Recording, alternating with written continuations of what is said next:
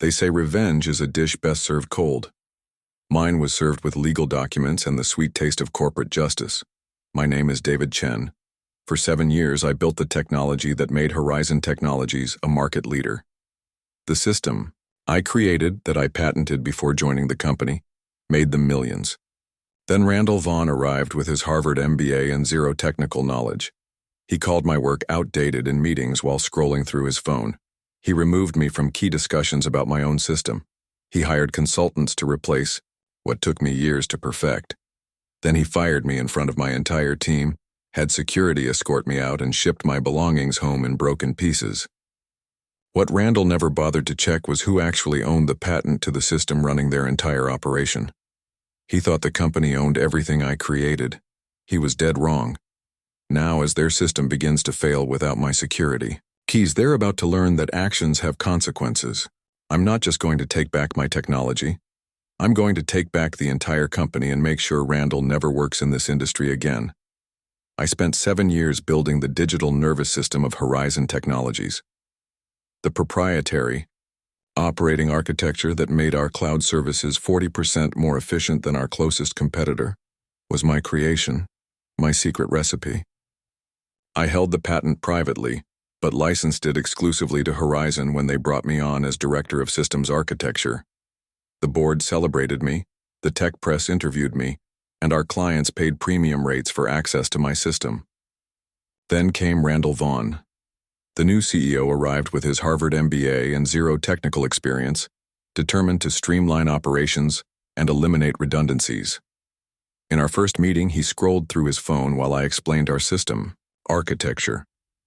"Look, Dave, this all sounds very technical," he interrupted, waving his hand dismissively. "But I'm implementing a new direction. We're pivoting to an off-the-shelf solution, more standardized, less dependent on specialized solutions." I knew what he meant, less dependent on me. "Randall, our entire competitive advantage is built on this architecture," I explained calmly.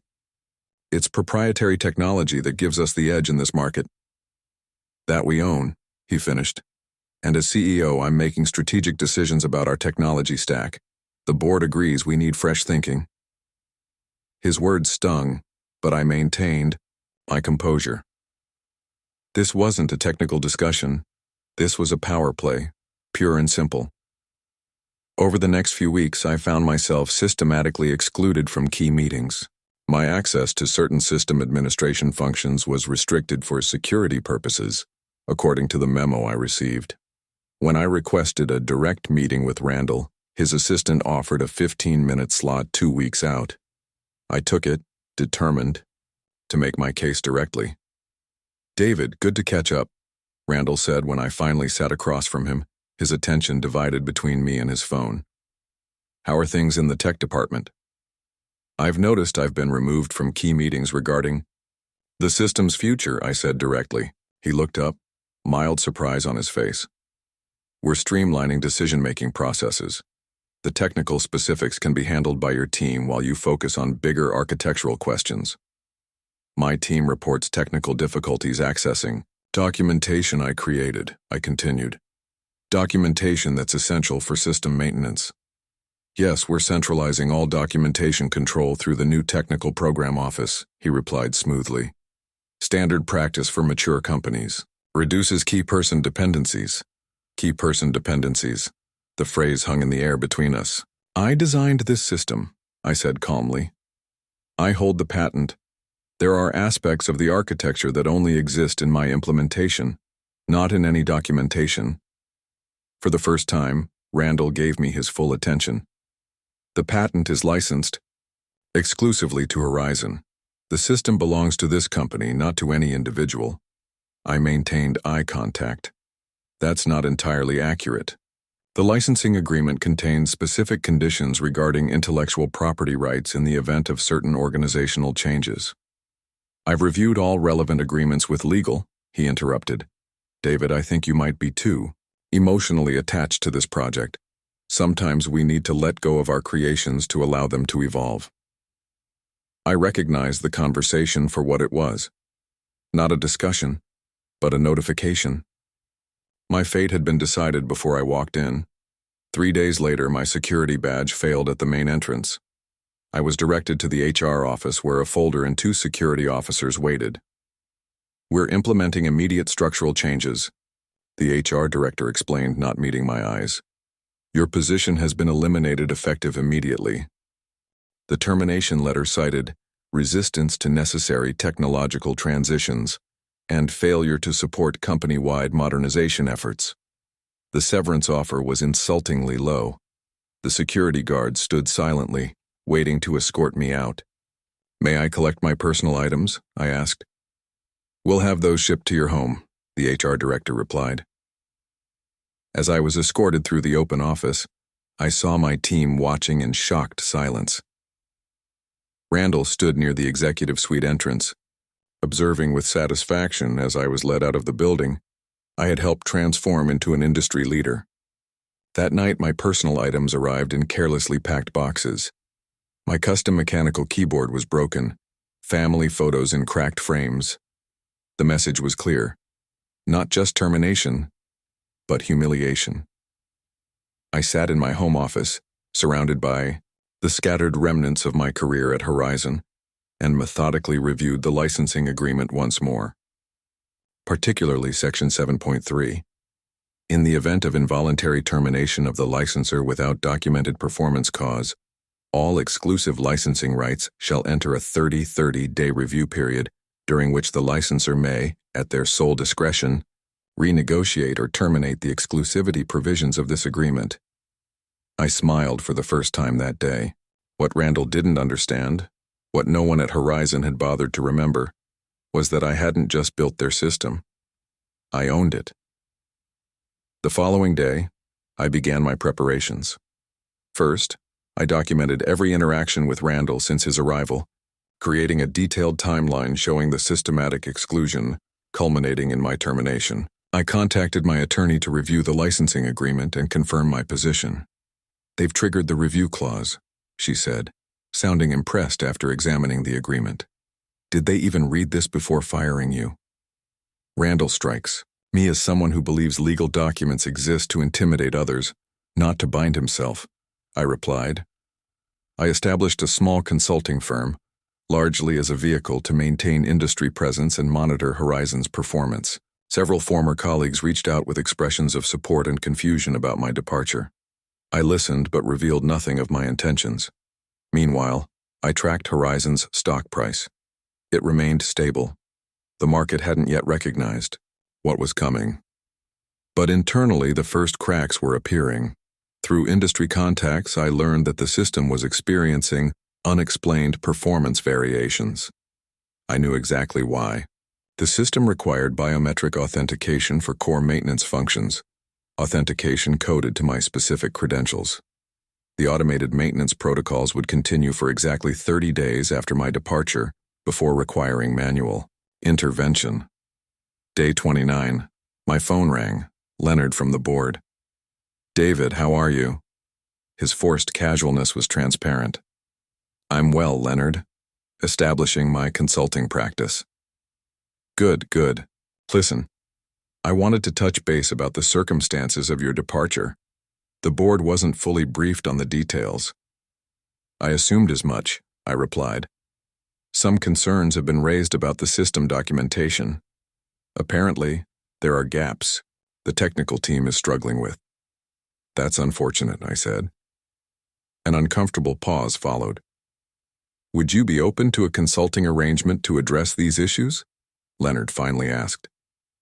"I'm available at my current rate, $5,000 per due hour with a 20-hour minimum commitment, payable in advance." Leonard's sharp intake of breath was audible. "That's quite steep." "Non-negotiable," I finished. "And those terms are only available for the next 24 hours. After that, my rate doubles. I'll need to discuss this with the board." "Of course," I replied. "I should mention that tomorrow marks exactly 30 days since my departure. According to my calculations, that's when the automated system maintenance protocols will require manual authentication." Silence on the line. "How did you know we were having maintenance issues?" Leonard finally asked. "I designed the system, Leonard. There's very little about it I don't know." As I ended the call, I felt no joy, no vindication, only the cool certainty that actions have consequences. Randall had made a catastrophic error in judgment, mistaking my calm demeanor for weakness. He would soon discover just how wrong he had been. The chess pieces were in position. Now it was time to play. The following day, Horizon's stock dropped 7% after a major client demo failed catastrophically. By evening, the consulting agreement was signed and payment processed. When I walked into Horizon's offices the next morning, the atmosphere was one of barely controlled panic. Engineers huddled around terminals, executives paced nervously, and Randall was shouting into his phone in a glass-walled conference room. He froze when he saw me. "What is he doing here?" he demanded as Leonard walked me through the technical department. "David is consulting on the system issues," Leonard explained. "We don't need outside help for this," Randall protested. "Our team can handle it." "The system is completely non-functional, Randall," Leonard interrupted. "The Blackstone demo failed. 3 other clients are reporting critical errors. The board has approved this arrangement." Randall's face flushed with anger, but he said nothing more as I was escorted to a workstation. I spent 6 hours methodically restoring the system. I explained nothing, documented nothing. When engineers asked questions, I provided minimal operational answers without revealing the underlying architecture. I felt Randall watching from a distance, his hostility palpable. When the system was finally stabilized, I closed the terminal and stood. "The immediate issues are resolved," I told the assembled team.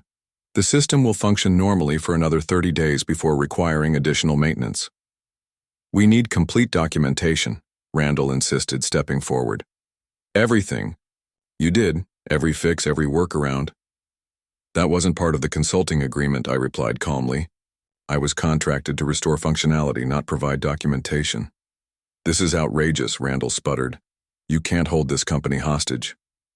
I looked at him directly, my voice level. "I'm simply providing the services I was paid for, under the terms agreed upon. If Horizon requires additional services, we can negotiate those separately." As I left the building, I heard Randall telling Leonard, "Get the legal team to find a way around this. We'll reverse engineer the system if we have to." I smiled. He still didn't understand what he was dealing with.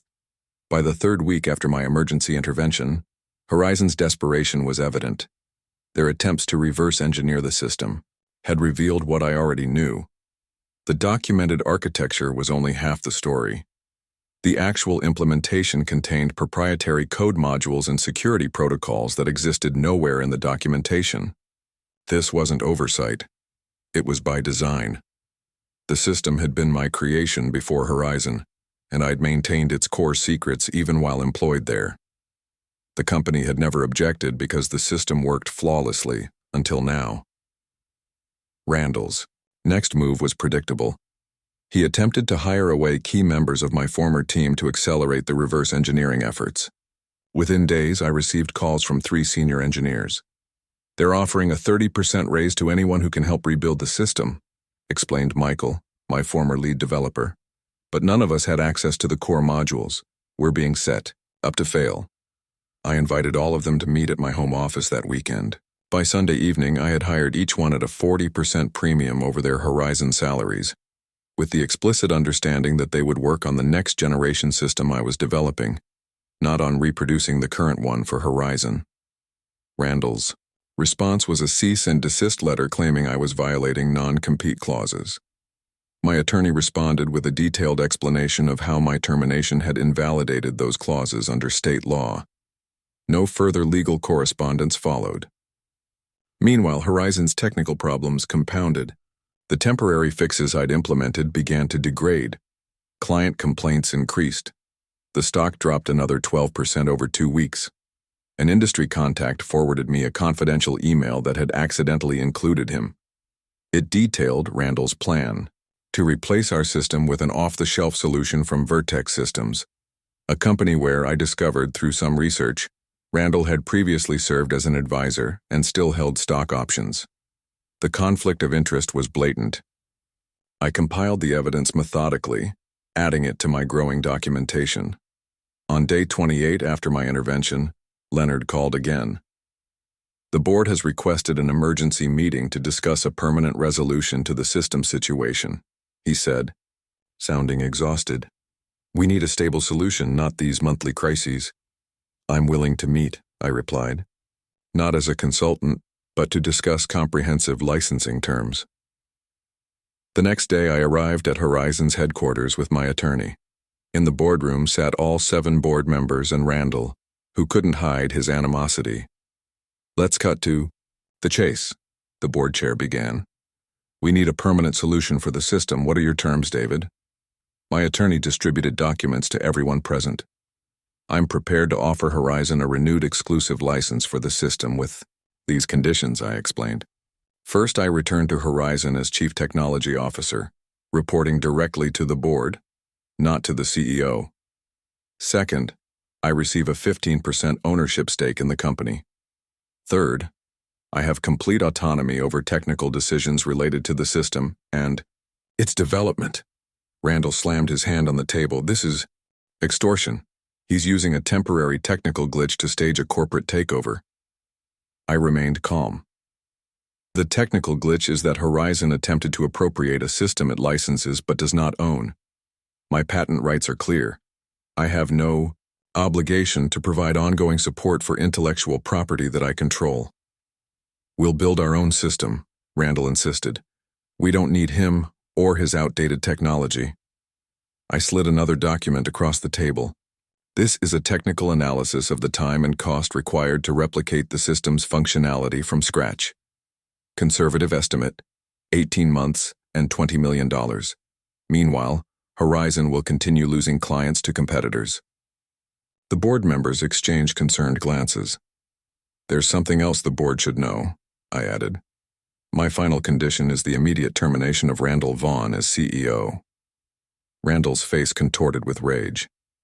You can't be serious. I opened another folder.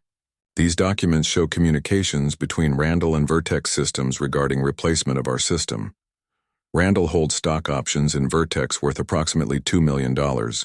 He has been orchestrating this situation from the beginning. My termination was merely the first step in a plan to replace Horizon's proprietary technology with a solution that would personally enrich him. The silence in the room was absolute. That's a fabrication, Randall stammered. You can't prove anything. The SEC would find it compelling, my attorney interjected, particularly when combined with the timeline of decisions made since you joined Horizon. The board chair looked at Randall with newfound suspicion. We'll need to discuss these allegations privately. Take all the time you need, I replied, standing. My terms are valid for 48 hours. As we left the boardroom, I heard the heated discussion begin. Randall's voice rose above the others, desperate and defensive. I felt no satisfaction, only a cool certainty that the balance was finally shifting. 36 hours after the board meeting, I received the call. The board has accepted all of your terms, Leonard informed me, including the personnel change. When can you start? Tomorrow, I replied simply. When I arrived at Horizon the following morning, the security guards who had once escorted me out now nodded respectfully as I entered. Leonard met me in the lobby. Randall has been notified of the board's decision, he explained as we walked toward the executive suite. He's clearing out his office now. Security is standing by. We paused at a respectful distance as Randall emerged from his office, carrying a cardboard box of personal items. His eyes found mine, burning with humiliation and rage. 2 security officers flanked him silently. I said nothing. No words were necessary. The situation spoke for itself. The same walk of shame he had orchestrated for me, now his own experience. The symmetry was perfect. As he passed, Randall hissed, "This isn't over." I merely nodded slightly, watching as he was escorted to the elevator. The board has scheduled an all-hands meeting at noon to announce the changes, Leonard said as we continued to what was now my office. We've prepared a statement about returning to our core technological strengths and recommitting to the platform. And Randall? The official statement cites strategic differences, nothing about the Vertex connection. I nodded. That's appropriate for now. The office, Randall's until an hour ago, was ostentatious in its executive flourishes. Heavy wooden desk, leather chairs, golf memorabilia. None of it reflected my priorities or work style. I'll have this reconfigured, I noted. I need a proper technical workspace, not this. Leonard looked relieved. Of course, whatever you need. I'll also need immediate access to all documentation and code repositories. My team begins tomorrow. Your team? The engineers, Randall, tried to poach. They're joining me here. We have significant work to do to stabilize and advance the system. The all-hands meeting was brief and to the point. The board chair announced my return as CTO, emphasizing Horizon's renewed commitment to its proprietary technology. The employees, many of whom had witnessed my humiliating exit weeks earlier, seemed stunned by the reversal. I kept my remarks simple and direct. Our proprietary system has always been the core of Horizon's competitive advantage, I told them. My focus will be on strengthening that foundation and expanding its capabilities. Those of you who value technical excellence and innovation will find opportunities here. Those who don't should consider whether Horizon is the right place for you. The message was clear. The culture was changing, returning to one that valued substance over style, technical expertise over management buzzwords. Over the next 3 months, I methodically rebuilt the technical infrastructure and team. The system stabilized. Completely. Client confidence returned. The stock price recovered and then surpassed its previous high. I received occasional updates about Randall. He had been interviewing for executive positions without success. Word had spread through industry channels not about the Vertex connection specifically, but about his technical judgment and leadership failures at Horizon. Then, seemingly by coincidence, the SEC announced an investigation into executive conflicts of interest at several technology companies, including an examination of relationships between decision-makers and vendors. Horizon was mentioned. So was Vertex. And Randall. I hadn't initiated the investigation. There was no need. The documentation I had compiled had found its way to the right channels through entirely legitimate means. The system working as designed. 6 months after my return, Horizon hosted a major industry event to unveil the next generation of our platform. The Blackstone team attended, along with representatives from a dozen other major potential clients. As I demonstrated the system's revolutionary new capabilities, I saw genuine appreciation in the eyes of the audience. Technical people who understood the elegance and power of what they were witnessing. Afterward, Marcus Blackstone himself approached me. Impressive turnaround, he noted. We were close to walking away after that failed demo. Now we're prepared to commit to a 5-year enterprise contract. I appreciate your confidence, I replied. I saw that former CEO of yours on the financial news, Blackstone added. SEC investigation. No prospects. Quite a fall. I nodded slightly. Actions have consequences. That evening, after all the executives and clients had departed, I remained in my office working on code refinements. Through the floor-to-ceiling windows, I could see the city lights spreading below, a complex system of interconnections and dependencies, not unlike the architecture I had created and now controlled. My phone buzzed with a news alert. Former Horizon CEO Randall Vaughn named an expanded SEC investigation. I closed the alert without emotion and returned to my code. The system I had built, both the technology and the careful mechanism of Randall's downfall, was operating perfectly. What I had created no one could take from me. What I controlled no one could diminish. The architecture of revenge, like the architecture of my system itself, had been flawlessly designed from the beginning. I allowed myself a small smile as I typed. Monday had indeed been fun, exactly as I had anticipated. But the real satisfaction came not from Randall's downfall, but from the restoration of order, competence, and proper recognition of value. The company was back on track stronger than before. The technology was advancing in ways that would secure our market position for years. And somewhere out there, a former Harvard MBA with fancy credentials and zero technical knowledge was learning, a lesson that would follow him for the rest of his career. Never underestimate what you don't understand. Never dismiss expertise you don't possess. And most importantly, never fire the person who holds the patent to your entire operational system. Some might consider my actions excessive, but I considered them proportionate. Randall hadn't just fired me. He had dismissed years of work without understanding its value. He had humiliated me in front of my team. He had attempted to replace my creation with an inferior solution for his personal gain. The technical world operates on precise rules of cause and effect. Input determines output. Actions generate reactions. Everything in a well-designed system is connected, interdependent, and governed by logical principles. People like Randall never understand this fundamental truth until it's too late. They believe charisma and politics trump expertise and creation. They believe they can take shortcuts around the fundamental laws that govern complex systems. I had simply proven them wrong in the most elegant and comprehensive way possible. The code on my screen represented the next evolution of my system, more powerful and adaptive than anything we had built before. This was my true legacy, not the calculated dismantling of one arrogant executive. Yet there was a certain symmetry to both achievements.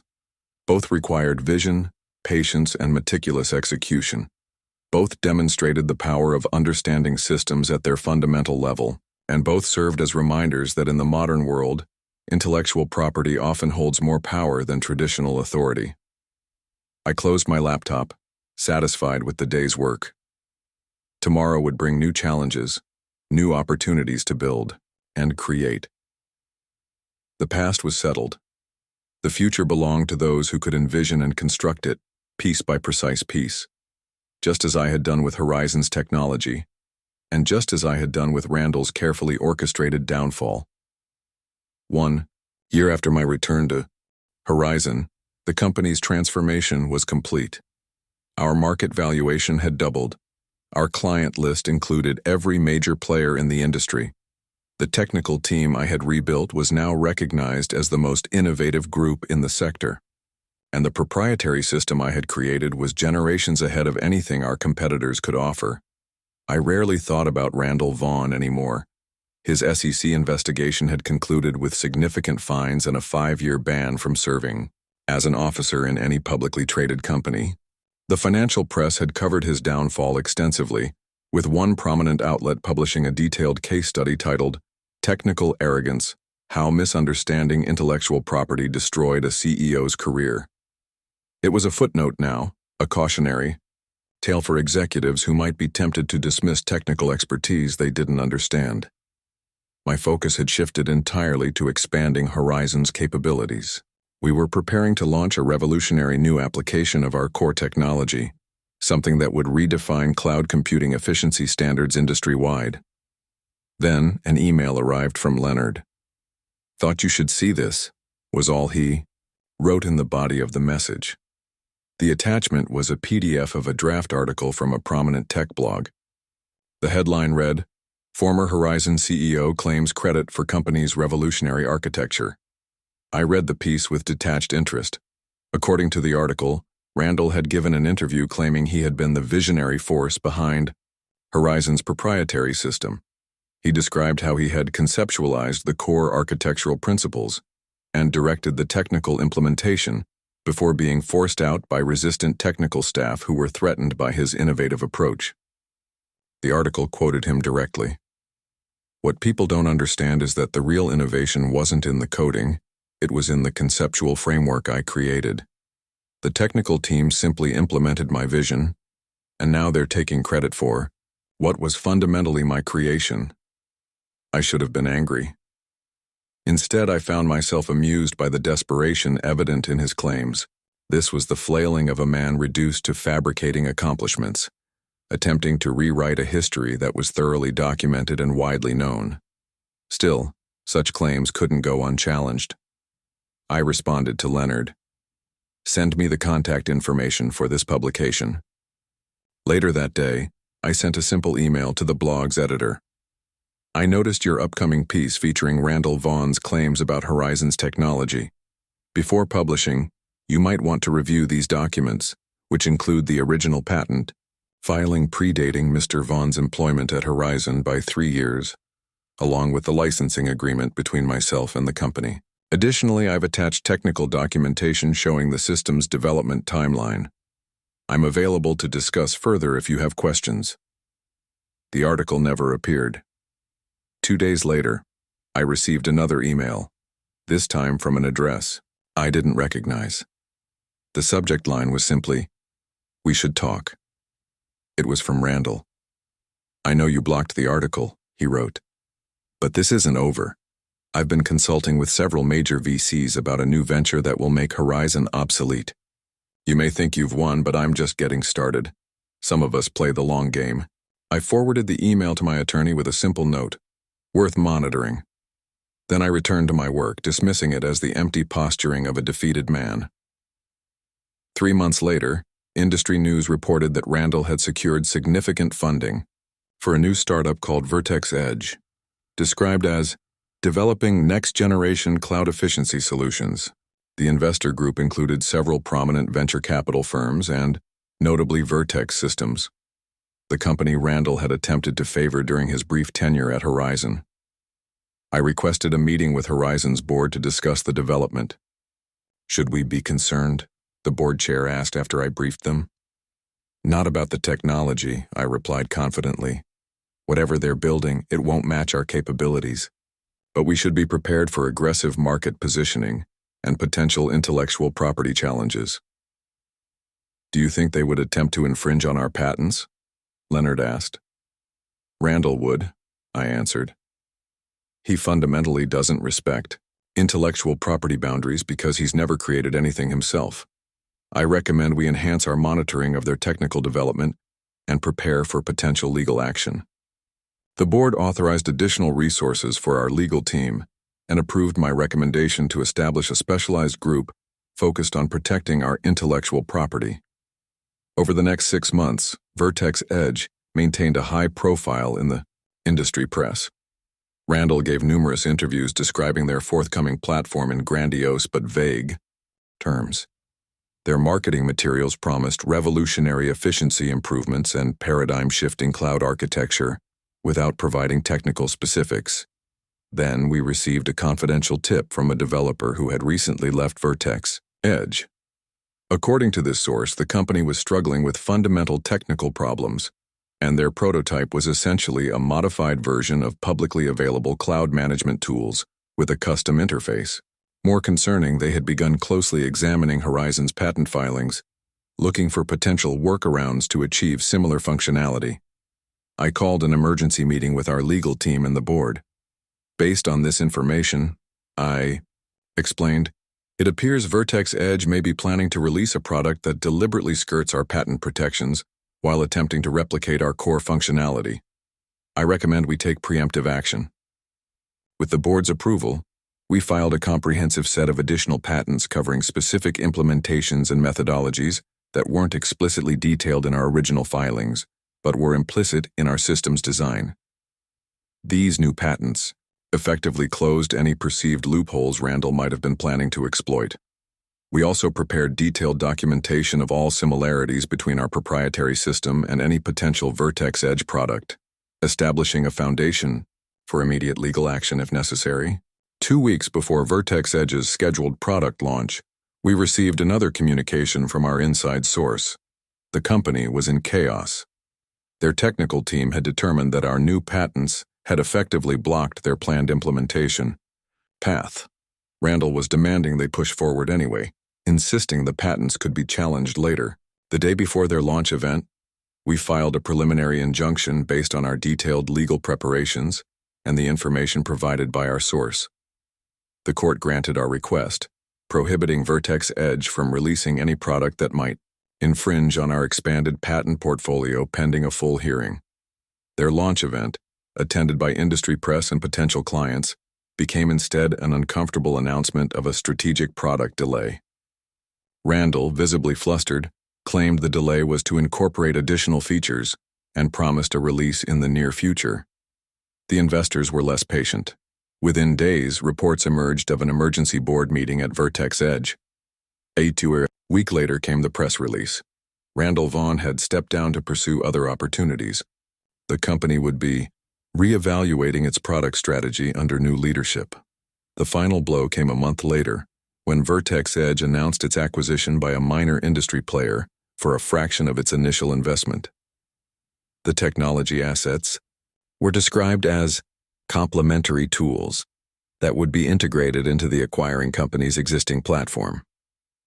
No mention was made of the revolutionary system Randall had promised. I received one last email from him, sent at 2 a.m. from his personal account. "You won't be satisfied until you've destroyed everything I touch. This vendetta has gone beyond professional. I hope it was worth it." I didn't respond. There was no need. The system I had built, both at Horizon and in the careful dismantling of Randall's ambitions, had functioned perfectly without requiring further input from me. The following quarter, Horizon announced record profits and an expanded client base. Our next-generation system was now the industry standard, with competitors struggling to match even our previous capabilities. In my office, I kept a small framed article from a business journal. It analyzed the rise and fall of Vertex Edge, describing it as a cautionary tale of hubris and the dangers of underestimating established intellectual property frameworks in the technology sector. Randall's name appeared only once in the piece, as the former executive whose technical misjudgments led to the company's ultimate failure. It was enough. The system had processed all inputs and produced the appropriate output. The rest was simply noise. 2 years after Randall's second failure, I received an invitation to deliver the keynote address at TechCore, the industry's most prestigious conference. The topic assigned to me was Intellectual Property as Competitive Advantage, Protecting Innovation in the Cloud Era. The organizers specifically mentioned my experience at Horizon as a case study in successful patent strategy. I accepted, though public speaking had never been my preference. Some stories needed to be told, not for personal vindication, but as instruction for others who might face similar situations. The conference hall was packed when I took the stage. I recognized CEOs, CTOs, and founders from across the industry. In the third row sat Leonard and several other Horizon board members.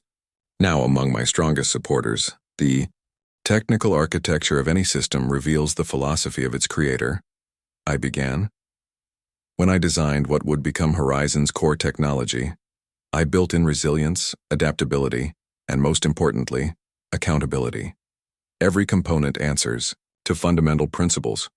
Every process follows logical consequences. There are no shortcuts, no ways to circumvent the underlying rules that govern the system. I advanced to my first slide, which showed the growth trajectory of Horizon's market value over the past 3 years, a nearly vertical line that correlated precisely with my return and Randall's departure. This isn't a story about one company's success, but about a fundamental principle. Technical systems and business systems both require technical understanding. When leadership fails to respect the architecture upon which their business is built, the system itself will eventually enforce correction. As I continued my presentation, detailing the specifics of our patent strategy and how it had protected Horizon's market position, I noticed a commotion at the back of the hall. A latecomer was being directed to one of the few remaining seats. Even from a distance, I recognized Randall Vaughn. He looked different. The polished corporate appearance had faded. His suit appeared slightly ill-fitting, his once confident posture diminished. He sat stiffly, avoiding eye contact with anyone around him. I continued without pause, now addressing the ethical dimensions of intellectual property protection. When you create something of value, protecting it isn't just a legal consideration, it's a responsibility. Not just to yourself and your company, but to the integrity of the market itself. Innovation deserves defense against those who would appropriate it without understanding it. For the first time, I looked directly at Randall. He stared back, his expression unreadable. Some view intellectual property merely as an asset to be acquired or discarded, based on short-term financial considerations. This fundamentally misunderstands the nature of creation. True innovation isn't a commodity to be traded, but a living system to be nurtured and developed by those who understand its essence. I advanced to my final slides, which showcase the next generation of Horizon's technology, now expanding beyond our original market into new sectors. Each extension built upon the architectural principles I had established years earlier. The true value of intellectual property isn't measured in quarterly results or even market capitalization, but in sustained innovation that builds upon itself over time. When you protect the foundation, you enable exponential growth at every level above it. The applause when I finished was gratifying, though I've never been one to seek such validation. As the audience rose for a standing ovation, I saw Randall remain seated, then quietly exit through a side door. At the reception afterward, I was approached by countless attendees seeking advice or collaboration. Industry leaders who had once dismissed my technical focus now treated me with deference bordering on reverence. The transformation from dismissed employee to industry authority was complete. Leonard made his way through the crowd to congratulate me. "Masterful presentation," he said. "The board members are ecstatic. There's already talk about expanding your role to include the CEO position as well." "I prefer to focus on the technical side," I replied, "but I'm open to discussing a structure that maintains that priority." Leonard nodded, then hesitated before continuing. "I saw Randall was here. Did you speak with him?" "No. He left immediately after my talk." "You might find this interesting," Leonard said, lowering his voice. "He's been reduced to technical sales for a minor components manufacturer. One of our board members was approached by him last month, apparently not realizing the connection to Horizon. When she mentioned your name, he abruptly ended the meeting." I nodded, absorbing this information without particular satisfaction or disappointment. It was simply the logical outcome of a process set in motion years ago, the system functioning as designed. That evening in my hotel room, I received an unexpected message.